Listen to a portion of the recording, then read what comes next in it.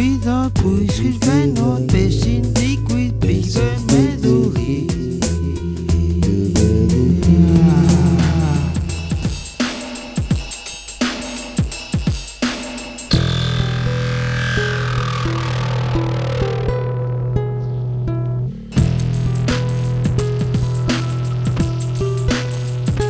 Symud ymlaen, newid cyfeiriad, newid cymeriad yn well ag o'r blaen. Newid y feddwl i siwtio dy hun, newid y lliwiau, newid y llun, newid y ddillad a newid y gariad, newid y holl ffordd o fyw, profiad gwahanol i'r arferol, ond ydw i'n drwm Dime yn vad liw. min,